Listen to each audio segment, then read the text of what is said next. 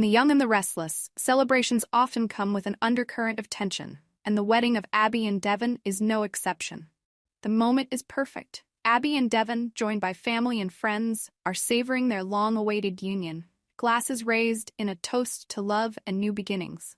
But as the champagne flows and the joy fills the air, an unexpected, uninvited guest crashes the party, casting a chilling shadow over the festivities.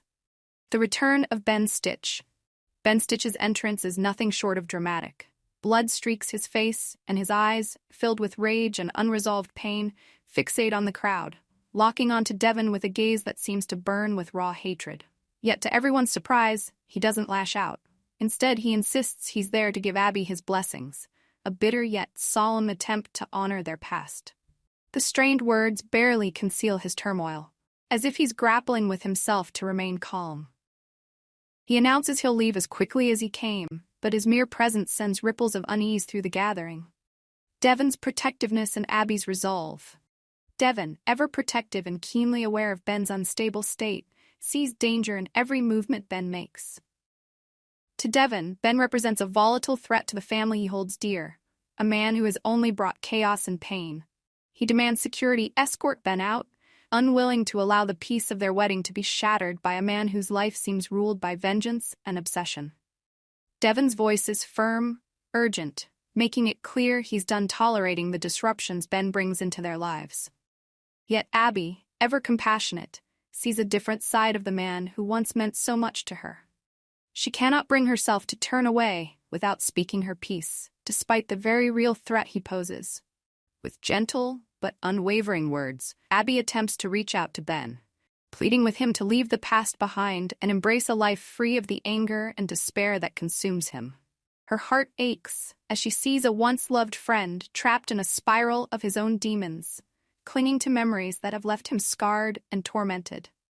Ben's unraveling mind, but Abby's appeal may be too little, too late. Ben Stitch is a man driven to the edge by a past he can't escape.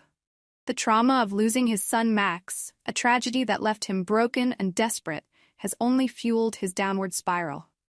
Ben's mental state has deteriorated, with each painful memory pushing him further away from reality. Haunted by anger, grief, and the ghosts of what could have been, he has become a danger not only to himself, but to everyone around him. Ben's actions in recent weeks have shown the depths of his instability. The kidnapping of Mariah, a heinous crime that nearly resulted in her death along with her unborn child, revealed just how far he has fallen. Driven by a misguided desire to recreate a family dynamic he feels he lost, Ben has lashed out in ways that show no regard for the well-being of others. His need for control and his obsession with the past have left him a shadow of the man he once was, a tragic figure lost to darkness. The arrival of the police. In moments, the wedding becomes a scene of chaos as the police arrive to take Ben into custody. The officers move swiftly, and the handcuffs snap onto Ben's wrists, ending his brief and ominous visit to the wedding. As he is led away, Ben's eyes meet Abby's one last time. There's a glimmer of sorrow, regret perhaps, and the faintest trace of the man she once knew. But it is quickly replaced by the harsh reality of his current state, a reminder that the man who once loved her is now an unpredictable, dangerous force. The entire scene leaves the guests stunned, the celebratory mood shattered by the stark reminder of the dangers that lurk within Genoa City's most troubled residents. For Abby, this moment is a painful reminder of the choices she's made, the relationships she's left behind, and the heavy weight of knowing that Ben's downfall is, in part, rooted in a life they once shared. Abby's heart-wrenching decision. Now Abby faces a difficult decision. Does she let Ben face the consequences of his actions, or does she try to help him? Despite everything, a part of her still feels for Ben, remembering the man he used to be and the love they once shared. The compassionate side of her wants to reach out, to find a way to pull him back from the brink. She understands, perhaps better than anyone, the torment that has consumed him since Max's death. Abby knows that he is not merely a villain, but a man overwhelmed by tragedy, unable to find peace. Yet, as much as her heart yearns to help him, she must also consider the safety of her family and friends. Ben's recent actions are unforgivable, and the danger he poses is undeniable.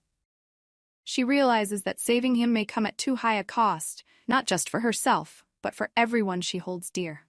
Helping Ben could mean putting herself and others at risk of further harm. The moral quandary. Abby's choice is emblematic of the complex moral landscapes the characters of The Young and the Restless frequently navigate. In a world where love, loyalty, and justice often clash, she must weigh her personal feelings against her responsibility to protect those around her.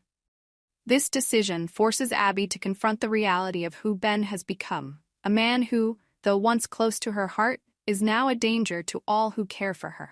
As the guests slowly return to their seats, the once festive atmosphere dampened by Ben's haunting appearance, Abby is left grappling with an impossible choice. She could try to intervene, to find him the help he needs and possibly prevent further tragedies. But to do so would be to risk bringing the darkness of Ben's obsession back into her life.